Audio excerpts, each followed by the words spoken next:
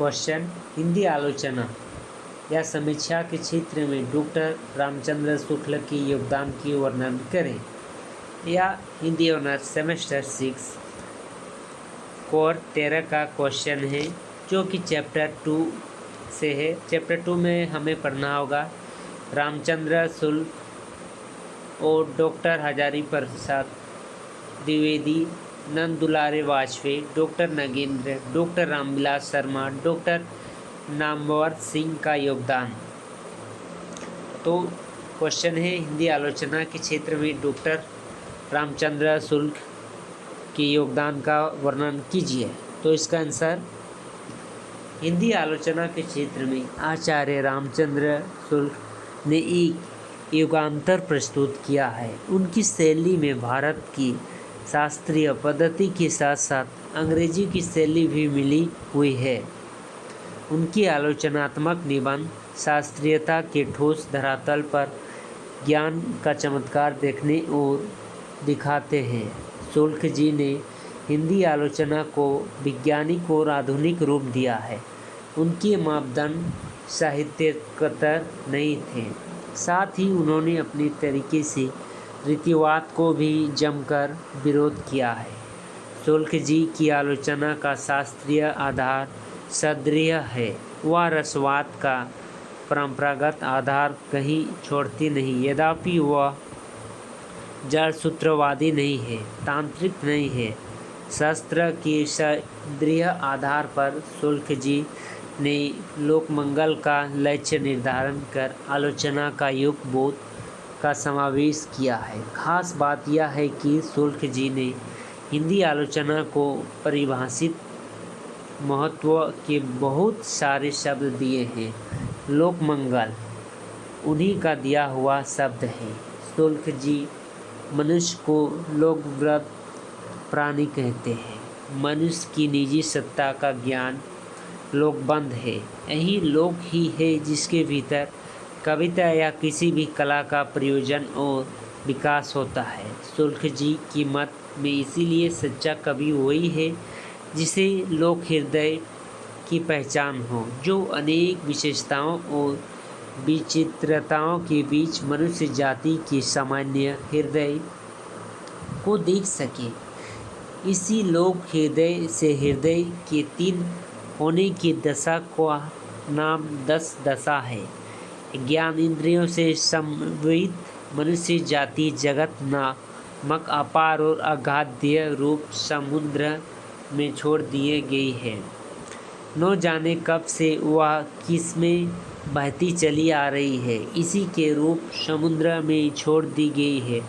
न जाने कब से वह उसमें बहती चली आ रही है, इसी का रूप तरंगों से ही उनकी कल्पना का निर्माण और इसी के रूप गति से उनके भीतर विविध भावों या मनोविकारों का विधान हुआ है। सुंदर, मधुर, भीषण या क्रूर लगने वाले रूपों या व्यापारों से भिन्न सौंदर्य, मधुदेय, भाषणता या क्रूरता कोई पदार्थ नहीं है। सौंदर्य की भावना जगाना सुंदर सुंदर वस्तुओं या व्यापारियों का मन में आना ही है। शुक्ल जी साहित्य को जीवन से संबंधित मानते हैं। उसका दृश्य में रस की अलौकिक या बाह्य संवाद सदोहर नहीं है। उनका कहना है कि आध्यात्म शब्द का कि मेरी समझ में काव्य लोग जीवन की ठोस धरती पर पांव रोककर आचार्य शुक्ल ने इस दृष्टि सिद्धांत की घोषणा की है। लोक हृदय में लीन होने की दशा में नाम रस दशा है। उन्होंने पश्चिम में कलावादियों का विरोध किया है, जो कला को कला के लिए मानते हैं और पूरे विश्वास से कहा है कि काव्य को हम जीवन से अलग नहीं कर सकते हैं, उसे हम जीवन पर ममिक प्रभाव डालने वाली वस्तु मानते हैं। उन्होंने थियोडर वाटसन डाल्टन की इस बात के लिए प्रशंसा की है कि वह काव्य को शक्ति मानता है और निंदा इस बात की है कि वह काव्य को शुद्ध कला मानता है। शुक्ल जी ने हिंदी में पहली बार नीति ग्रंथों की तीखी आलोचना की और साहित्य पर उनका आघात प्रभाव की चर्चा की है, जिसमें साहित्य सिद्धांत हवा में निर्मित नहीं हुआ है।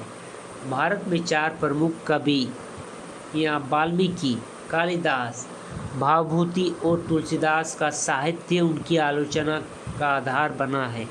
उसी के आधार पर उन्होंने अपने आदर्श निश्चित किया है। साहित्य में वाल्मीकि और भावभूति को स्वीकार्यता को शुक्ल जी की आलोचना की है भी है। जगह मिली लोक रक्षा की विधान में करुणा में उन्होंने बीच भाव माना है। हिंदी की रीतिकाल की कवि तो मानो राजाओं के यहाँ राजाओं का काम वासना उत्तेजित करने के लिए ही रखे जाते थे। एक कवि के कविराज तो रहीशों के मुंह में मकरध्वज का रस झोंकते थे, तो दूसरे प्रकार के कविराज कान में मकरध्वज की पिचकारी देते थे। पीछे से ग्रीष्मोपचार आदि के नुस्खे भी कवि लोग तैयार करने लगे। शुक्ल जी ऐसे कविराज की खबर लेते जिनका मत में कविता देवी के मंदिर ऊंचे, खुले, विद्युत और पुनीत हृदय हैं। सच्चे कवि राजाओं की सवारी ऐश्वर्य की सामग्री में ही सौंदर्य नहीं ढूंढा करते। वह पुआल की झोपड़ी, धूप मिट्टी से सने किसान, बच्चों के मुंह में चारा डालते हुए पक्षियाँ, दौड़ते हुए कुत्तों और चोरी करते हुए बिल्लियों में कभी कभी सौंदर्य की दर्शन करते हैं। उनकी छाया भी महलों और दरबारों तक नहीं पहुंच सकती। शुक्ल जी ने साफ कहा है, श्रीमानों में शुभागमन पर पंथ बनाना, बात बात पर उनका बधाई देना कवि का काम नहीं है। उनके रूप और कर्मकलाप जगत और जीवन के बीच में उसी समुद्र लगता है। उन्हीं के वर्णन में वह स्वतः सुख प्रवृत्ति होता है। शुक्ल जी आलोचना साहित्य कलावाद के विकल्प की तलाश है। उसमें लोकमंगल का एक ऐतिहासिक मूल्य का दर्जा प्राप्त हुआ है। साहित्यालोचन की शुक्ल जी की हर तरह से समृद्ध करते हैं। सैद्धांतिक, व्यवहारिक और ऐतिहासिक सब तरह की आलोचना लिखते हुए शुक्ल जी अपनी विचारधारा के साथ ही उसका एक स्टैंड है, वही कहीं ढीले नहीं पड़े, धूल भूल नहीं दिखते। सैद्धांतिक आलोचना की हिंदी में आज भी सबसे अच्छी किताब रसमीमांसा है और यह आचार्य शुक्ल की भारतीय काव्य शास्त्र की परंपरा में प्रतिष्ठा दिखाई देने वाली किताब है। आचार्य मम्मट और विश्वनाथ की परंपरा में शुक्ल जी को याद किया जाता है तो अकारण नहीं। व्यवहारिक आलोचना के क्षेत्र में शुक्ल जी का सबसे आकर्षण प्रयोग है। जायसी ग्रंथवाली की भूमिका कहना न होगा कि शुक्ल जी का हिंदी साहित्य का इतिहास 20वीं शताब्दी के तीसरे दशक की रचना होने के बावजूद समूचे 20वीं शताब्दी के परिदृश्य में हिंदी की सबसे अच्छी ऐतिहासिक आलोचना का किताब है। लगभग 1000 वर्ष की हिंदी साहित्य की इस तरह से शुक्ल जी की मूल्यांकन किया। कवियों और उनकी कृतियों पर जैसे सटीक टिप्पणी उन्होंने की, उनकी अनुगूंजें अगली कोई शताब्दी तक सुनी जाती रहेगी।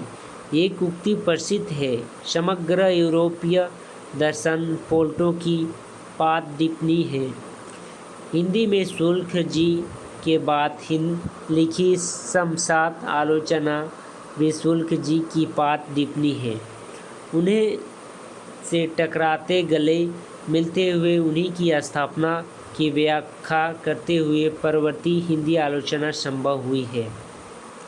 शुक्ल जी ने हिंदी आलोचना की एक बड़ी शतावली समृद्ध की है। मसलन मुक्त हृदय, वह्य हृदय, अर्थग्रहण, बिंब गहन, रागात्मक सत्व, नाद सौंदर्य, आनंद का सधानावस्था, आनंद की सिद्धावस्था, प्रत्यक्ष पक्ष, उपभोग पक्ष, शल्य वचित्र, अंत प्रकृति, लोकमंगल, प्रच्छेद रूप विधान, समृद्ध रूप विधान, अल्पित रूप विधान, जिसे प्रयोग शुक्ल जी